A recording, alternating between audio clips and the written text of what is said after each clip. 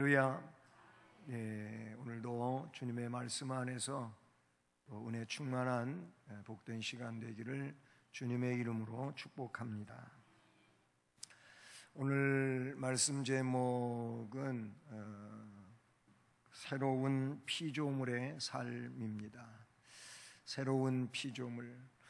오늘 17절에서 그런즉 누구든지 그리스도 안에 있으면 새로운 피조물이라. 이전 것은 지나갔으니 보라 새 것이 되었도다. 이렇게 말씀하면서 뒤로 어떻게 새로운 피조물이 되었는지 그 이유에 대해서 말씀해 주시고, 그런 새로운 피조물이 되었으므로 이제 어떤 삶을 살아야 하는지에 대하여 말씀해 주시는 것을 우리가 볼 수 있습니다. 우리는 이미 앞에서 여러 차례 특별한 말씀에 대해서 이렇게 생각해 보면서 왔습니다. 그 특별하다고 하는 게 뭐냐면은 사실은 우리는 사탄의 꼬임에 의해서 하나님과 같이 되어보려고 했다가 결국은 하나님의 말씀처럼 사망에 이르는 존재가 됐다는 얘기는 잘 알고 있는 내용이잖아요. 여러분, 하나님은 조물주고 우리는 그 조물주이신 하나님으로부터 지음을 받은 피조물입니다. 피조물은 그 어떤 방법으로도 하나님과 같이 될 수가 없습니다. 그렇게 이야기하는 건 거짓말입니다. 사탄의 속임수라 그런 얘기예요. 그렇기 때문에 이단은 스스로 하나님이 되는 자들도 있어요.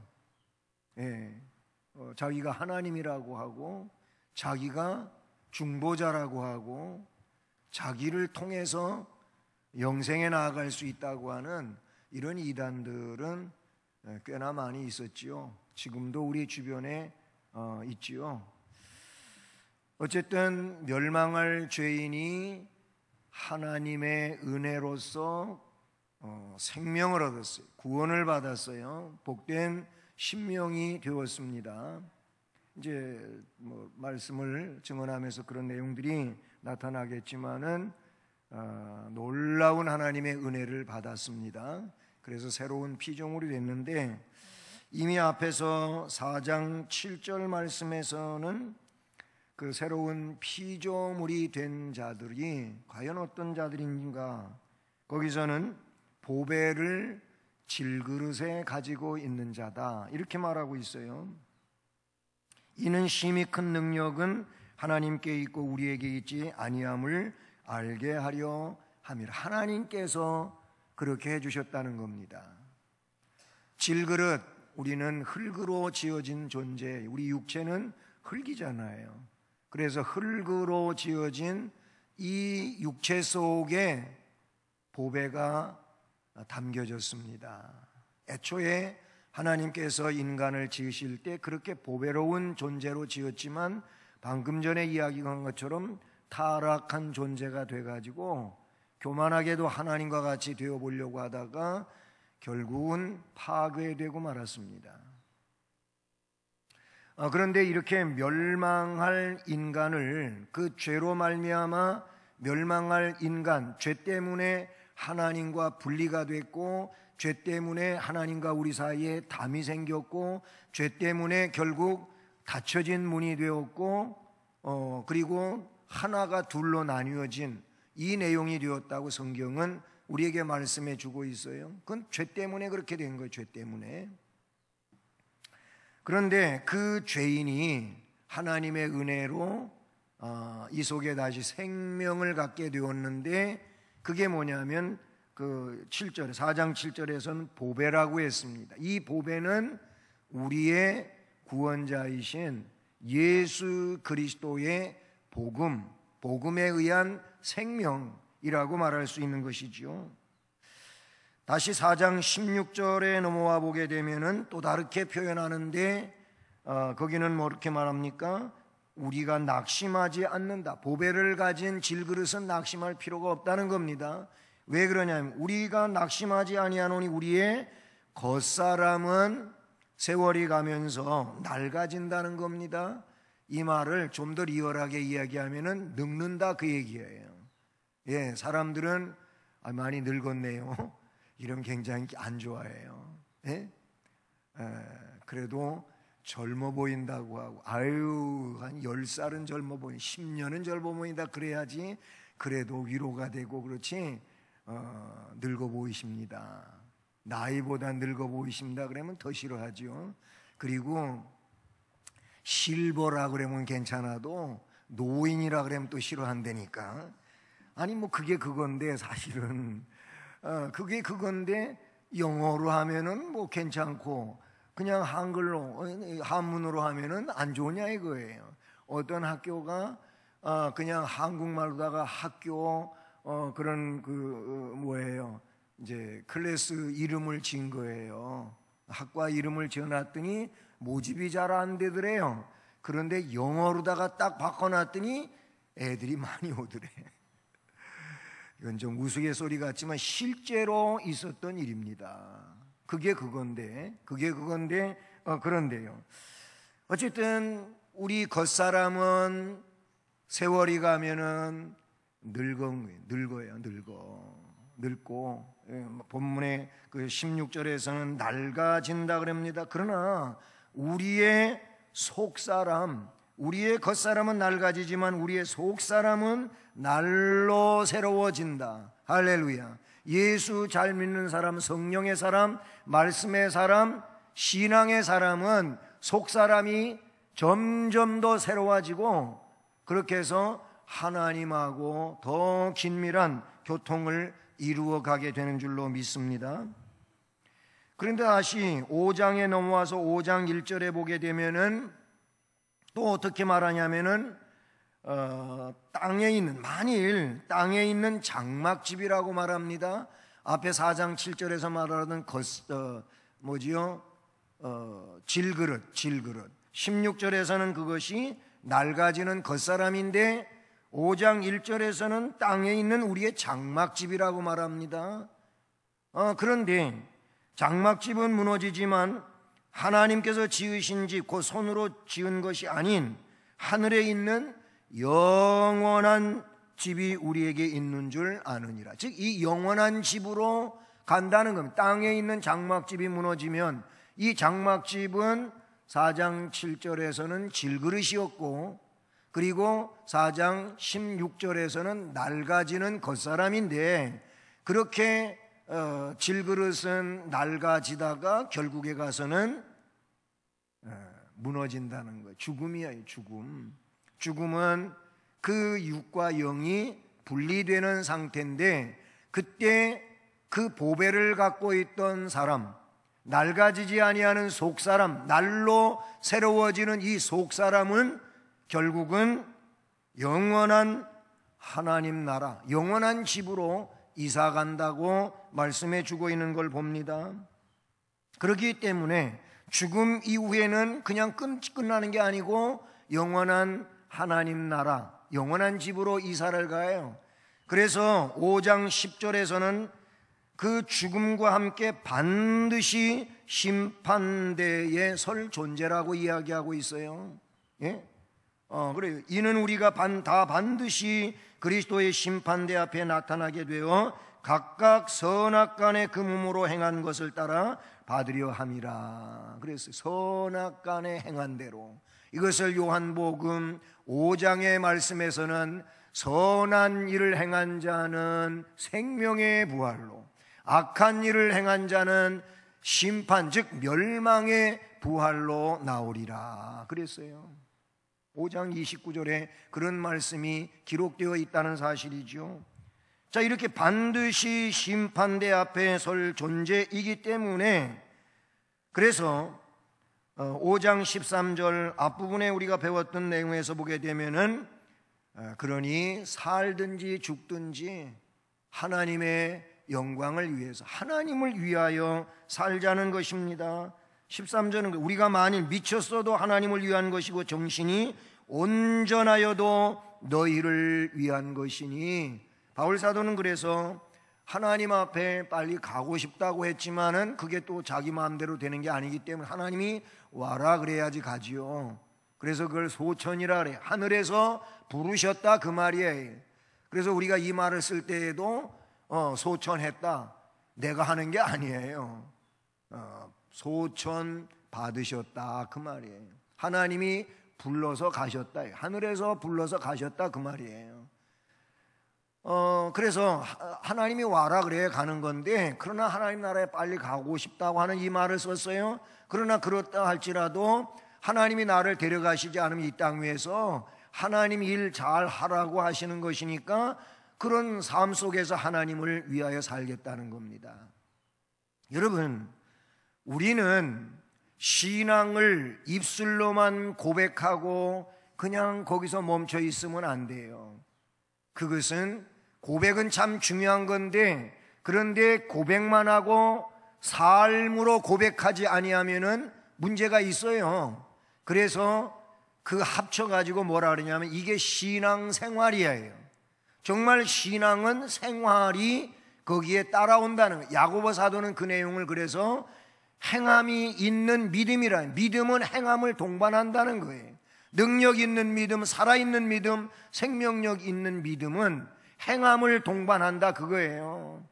오늘 이 현대사회 속에서는 고백하는 사람들은 꽤 있는데 고백의 삶이 없는 게 너무 문제가 되는 거예요. 여러분, 우리는 신앙 고백과 함께 고백적 삶을 잘 사는 이런 사람들이 되어야 할 줄로 믿습니다. 그래서 심판대 앞에 서기 위해서, 장막집이 무너지면 심판대 앞에 선한 것은 선한 대로, 악한 건 악한 대로 심판을 받는다는 겁니다. 그러니 잘 살아야 된다고 이야기하고 있지요. 자, 그래서 질그릇 속에 보배를 담고 있다, 날로 새로워지는 속사람이다, 한 땅에 있는 장막집이 무너지면 영원한 하나님 나라 집으로 이사간다. 이건 그럼 어떻게 해서 그렇게 될 수 있는 거냐? 우리가 할 수 있는 일이 아니에요. 하나님의 은혜로운 선물이란 말이죠. 예, 너희가 그 은혜에 의하여 믿음으로 말미암아 구원을 받았나니 이것은 너희에게서 난 것이 아니라 하나님의 선물이라. 그러니 너희가 했다고 자랑하지 말아라. 오히려 하나님께 영광을 돌려야 된다고 말씀해 주고 있는 줄로 믿습니다. 그 내용을 오늘 말씀에서 어떻게 말하고 있어요? 그런즉 누구든지 그리스도 안에 있으면 새로운 피조물이라. 그러니까 우리가 이 질그릇 속에 보배를 담을 수 있는 것, 그리고 속사람이 날마다 새로워질 수 있는 것, 그리고 하나님 나라로 이사갈 수 있는 이 내용은 오늘 5장 17절 말씀에서는 그리스도 안에 있는 새로운 피조물이 되었기 때문이라는 겁니다. 여러분, 그리스도 안에 있다고 하는 것은 이 사람이 예수 그리스도를 진실로 믿는 믿음의 사람이라는 거예요. 그리스도 밖에 있으면 안 돼요. 그리스도 안에 있어야 됩니다. 예수님을 통하여만 하나님께 갈 수 있다고 요한복음 14장 6절에서 말씀하고 있어요. 내가 곧 길이요 진리요 생명이니 나로 말미암지 않고는 아버지께로 올 자가 없다. 분명코 주님께서 말씀하셨어요. 그래서 나를 먹고 마시는 자는 생명을 가진 자고 영생하리라고 요한복음 6장에서 말씀해 주고 계신 줄로 믿습니다. 결국 그리스도 안에 있으면 누구나 새로운 피조물이 된다는 겁니다.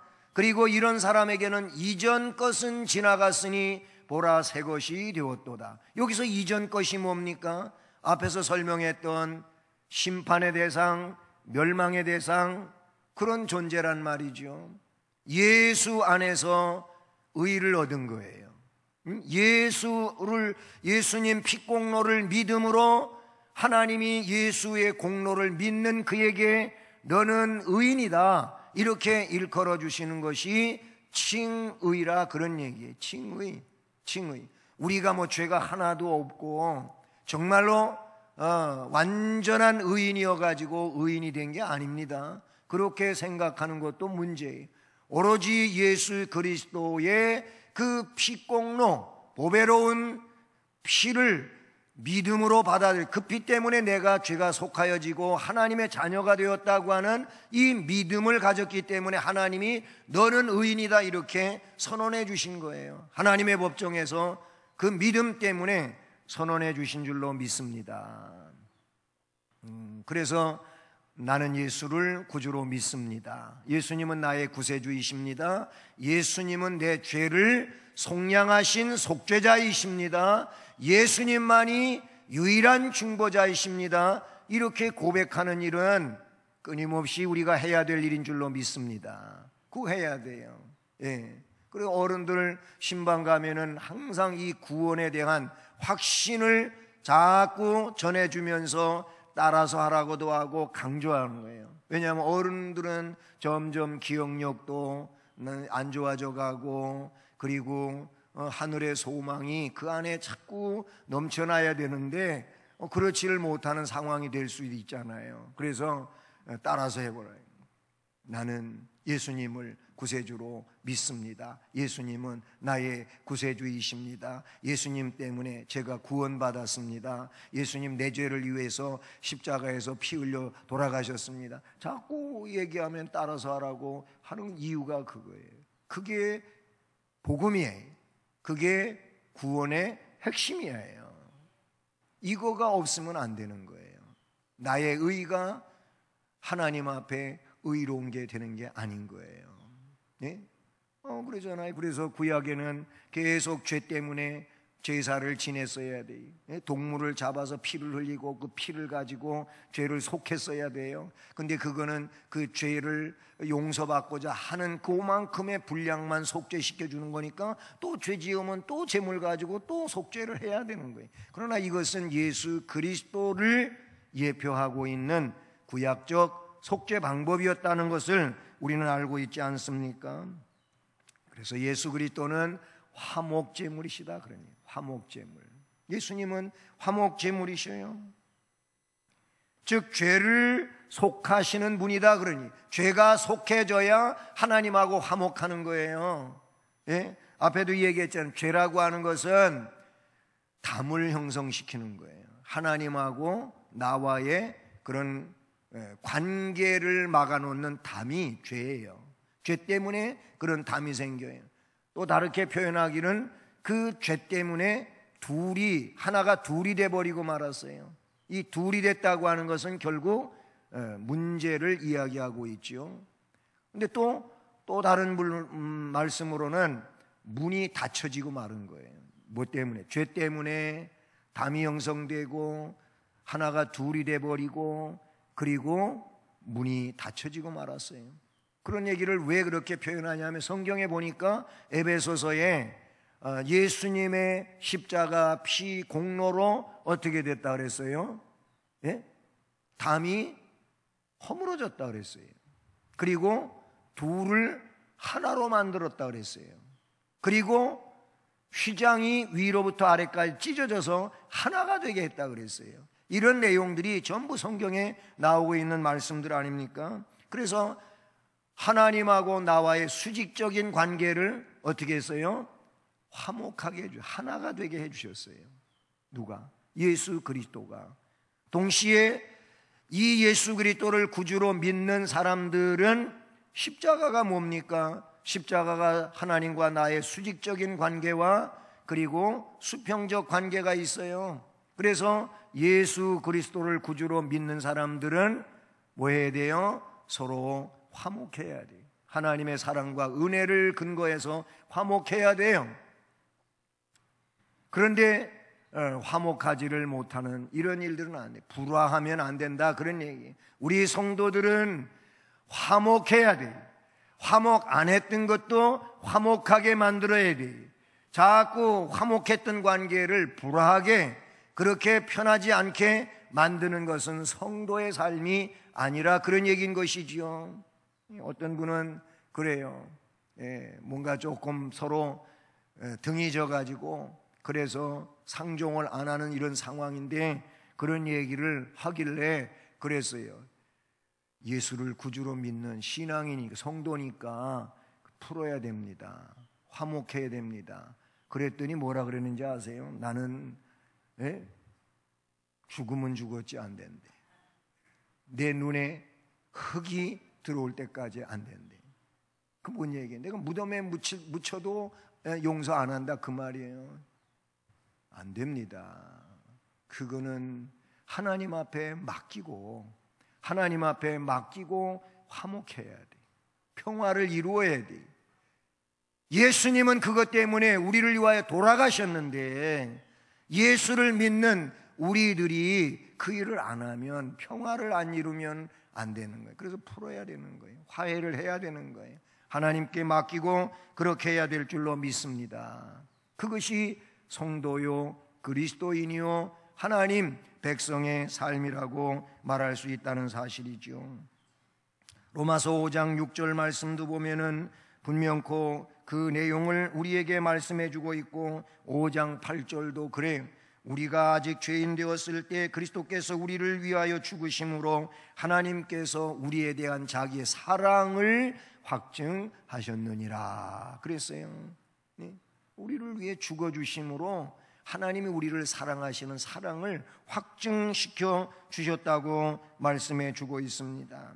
그래서 그리스도의 십자가의 피로 인해서 화평을 이루셨고 만물 곧 땅에 있는 것들이나 하늘에 있는 것들과 화목을 이루셨다고 골로새서 1장 20절은 말씀해 주고 있는 줄로 믿습니다.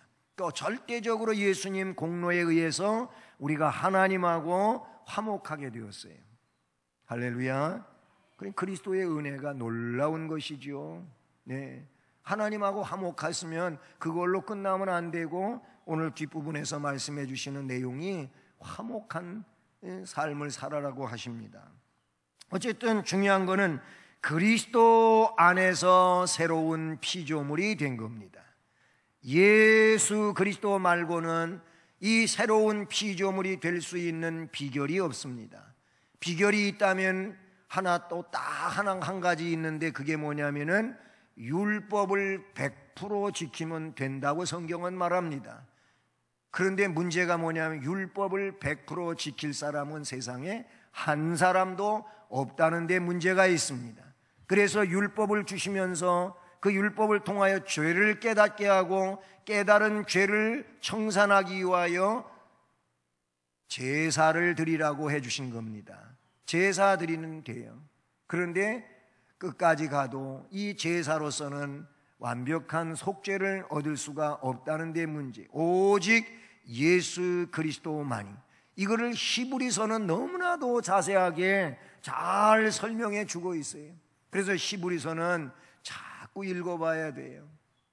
그러면 히브리서를 읽으면 내가 하나님한테 어떤 은혜를 받은 자인지를 분명하게 알고 은혜를 느끼면 느낄수록 하나님 앞에 더 감사하고 충성하고 헌신하고 그렇게 하는 것이 너무나도 기쁘고 행복하고 그런 은혜의 삶을 살아가게 되는 줄로 믿습니다.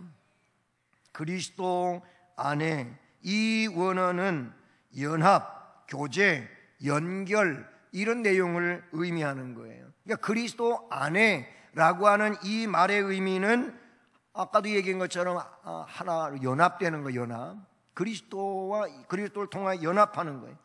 그리고 온전한 교제가 이루어질 수 있는 상황이 되고 또한 끊어졌던 관계가 연결되어지는 이런 내용이라고 말할 수 있다는 사실이죠. 인간이 새로운 피조물이 될 수 있는 것은 하나님과 화목해 하시기 위해서 십자가에 피 흘리신 예수 그리스도밖에 없다는 사실을 우리는 기억해야 될 줄로 믿습니다. 근데 이단들은 그렇게 안 하지요. 예, 그렇게 안 해요. 요즘에 있는 이단들도 그렇지만은 옛날에 한동안 굉장히 한국 사회를 떠들썩하게 했던 게 있는데 전도관. 전도관, 박태선 장로가 세운 전도관. 그런데 이 장로, 박태선 장로는 신유의 은사, 성령 안에서 신유의 은사를 어마어마하게 받았던 사람이에요. 그래서 막 병자를 벌떡벌떡 일으켜 세우고 고침받게 하고 놀라운 일을 행했어요. 하나님이 그런 은사를 주셨어요. 그래서 막 기도하고 집회하면은 많은 병자들이 치료되고 그랬던 것이죠. 근데 그럴 때 잘 겸손하게 했어야 되는데 대단하잖아요. 그러니까 사람들이 자꾸 최고라고 축켜 세우니까 이 박태선 장로가 나중에 어디까지 갔느냐면 자기가 하나님이라고 하는 데까지 갔어요. 그 전에는 직전 단계에서는 자기가 요한계시록에 나오는 감람나무이래. 감람나무. 감람나무. 그래 제가 그게 그 한참 제가 어렸을 때 같아요. 근데 우리 그 철원에도 우리 교회에서 조금 떨어진 곳에 전도관이 있었어요. 그땐 전도관이라고 불렀잖아요. 그렇죠? 그런데 거기 친구들하고 지나가다가 찬송 소리를 들었는데 여러분 우리가 알고 있는 이 기쁜 소식을 온 세상 전하세, 그 후렴이 뭐예요? 성령이 오셨네, 성령이 오셨네, 이거잖아요. 그런데 이거를 바꿨더라고. 뭐라고 바꿨냐면 감람나무 오셨네, 감람나무 이러고 막 부르는 거예요. 그게 뭐냐면 박태선이가 구원자 감람나무라는 거예요. 그러더니 나중에 그 십자가도 다 떼버리고 꼭대기에다 첨탑에다가 뭘 세웠느냐 하면은 비둘기 형상을 갖다가 세웠어요. 그리고 자기가 하나님이라고 막 이렇게 하다가 끝나버리고 말지 않았습니까? 네. 거기서 나온 물건들 좋은 거 그래도 꽤 있었어요. 신앙촌에서 나오는 그 밍크 담요, 희온 간장. 부산에 가면은 동명합판이라고 유명한 합판 공장이 있고 회사가 있었어요. 이 동명합판이 누구 거냐면은 박태선 장로의 아들이 박동명이에요. 그 아들을 통하여 세운 기업이 동명합판이에요. 뭐 목재상을 하시는 분은 동명합판이 꽤 좋은 합판이었고 유명한 거, 그래서 많이 썼어요. 그런데 그 아들이 그렇게 유명한 회사 만들어 가지고 돈 잘 벌어가지고 좋은 일만 했으면 얼마나 좋았겠어요. 뭐 이단이 좋은 일 하겠어요? 결국 아들이 성문란 문제로다가 구속되고 재판받고 뭐 이런 상황으로 끝장났어요. 결국은 뭐냐면은 예수 그리스도밖에 없는데 아담과 하와도 하나님같이 되어보려다가 사망에 이르고 그렇게 불행을 일생 동안 겪으며 살게 되고, 그런데 오늘날에도 이단들은 자기가 하나님이다, 구세주다, 중보자다 이러면서 사람들을 끌어모는데, 그런데 거기에 빨려들고 있다는 것이죠. 이단들은 돈도 많아요. 뭐 저 피지에 400명 끌고 가가지고 거기가 이제 새하늘과 새 땅이라고 그래가지고 데려가서 완전히 종처럼 노예로 부려먹고 있는데, 그 장본인은 재판받고 지금 형이 몇 년 이렇게 옥살이 하는 걸로 지금 아마 돼 있을 겁니다. 신옥주라고 하는 여자분이에요. 문제는 뭐냐면은 중보자는 유일하게 예수 그리스도밖에 없습니다. 우리 확신해야 됩니다. 다른 거는 누구도 구세주가 될 수가 없어요. 오직 예수님만이시라, 그런 얘기. 자, 그래서 그 예수님 은혜로 새로운 피조물이 됐어요. 그래서 오늘 18절 19절 말씀을 보니까 이런 새로운 피조물이 된 자들은 그 새로운 피조물의 삶을 살아야 되는데, 그 삶이 뭐예요? 18절 보십시오. 모든 것이 하나님께로서 났으며 그가 그리스도로 말미암아 우리를 자기와 화목하게 하시고 그랬어요. 하나님하고 그리스도께서 이 수직적인 관계, 하나님과 우리를 화목시켜 주셨어요.